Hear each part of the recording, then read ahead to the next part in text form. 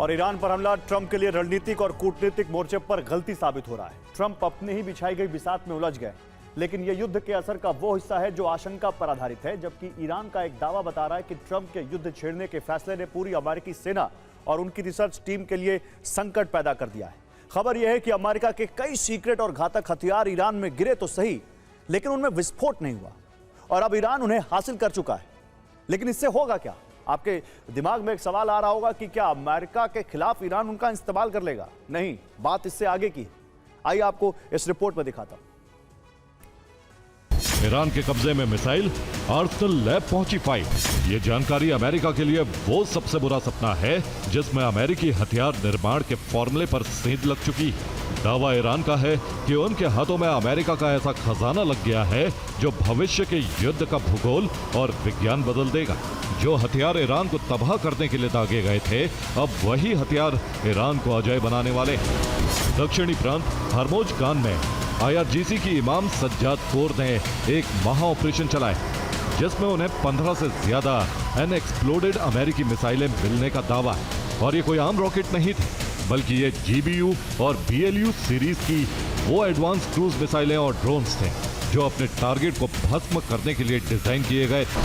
Hormoz गान के अलावा उत्तरी प्रांत जजान में भी अमेरिका और इजराइल ने संवेदनशील ठिकाने बर्बाद करने के लिए क्लस्टर बम की बारिश की थी। लेकिन चौंकाने वाली जानकारी ये है कि अंसार अल मेहदी कोर की बम निरोधक टीम ने भी इस पूरे प्रांत से एक या दो नहीं, बल्कि पूरे 9500 से ज्यादा जिंदा बम बरामद कर लिए हैं। और इतना ही नहीं, इन सभी 9500 से ज्यादा बमों को डिफ्यूज करने में भी कामयाबी हासिल कर ली। यह हथियार है मॉन्स्टर GBU 57 MOP, यानी अमेरिका का सबसे शक्तिशाली बंकर बस्टर बम। तो ईरान के बंकर बस्टर बम क्या है, पहले से जान लीजिए। इसमें मल्टीपल फ्यूज है जो जमीन के अंदर लक्ष्य नष्ट करने में सक्षम है। इसमें जडैम गाइडेंस किट है जो पिन पॉइंट एक्यूरेसी के साथ हमला करने में सक्षम है। इसका मजबूत स्टील आवरण जमीन भेदने और बड़े विस्फोट में मददगार है। और सबसे खास बात यह है कि इसका विस्फोटक सुरक्षित है, यानी PBXN 109 आग या गोली लगने पर सुरक्षित रहता है। इस बम का इस्तेमाल ईरान अपनी ढाल बनाने के लिए कर सकता है। इस बम के अनुसार ही अब न्यूक्लियर केंद्रों का सरफेस तैयार करेगा। ये इतना मजबूत होगा कि कंक्रीट और आयरन की लेयर में ही बम फंस जाएगा और 1000 मीटर की गहराई में न्यूक्लियर केंद्र सुरक्षित रहेगा। यूरेनियम संवर्धन हॉल का काम प्रभावित नहीं होगा। इतना बड़ा बम गिरने के बावजूद वेंटिलेशन शाफ्ट पर सामान्य काम करेंगे। और सबसे अहम बात यह है कि मुख्य हॉल में रखा संवर्धित यूरेनियम उसको कोई नुकसान नहीं पहुंचेगा।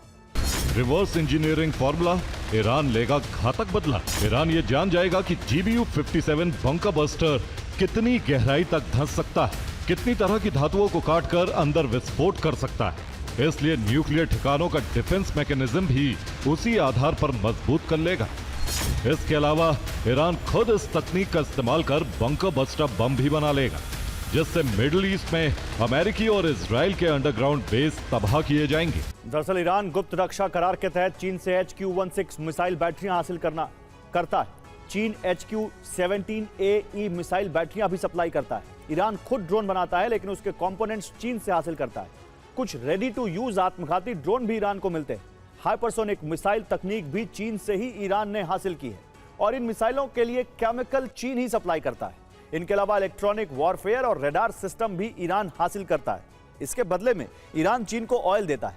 सीक्रेट डील के तहत युआन में व्यापार को बढ़ावा देता है और अब युद्धकाल में एहसान चुकाने के लिए ईरान जिंदा मिले अमेरिकी हथियार भी चीन को देगा। तो अब US के हथियार ईरान चीन को देगा। और कूटनीतिक जानकारों का मानना है कि इस एहसान के बदले ईरान GBU 57 बम चीन को दे सकता है। अमेरिकी क्रूज मिसाइलों का ब्लूप्रिंट भी चीन को सौंपा जा सकता है।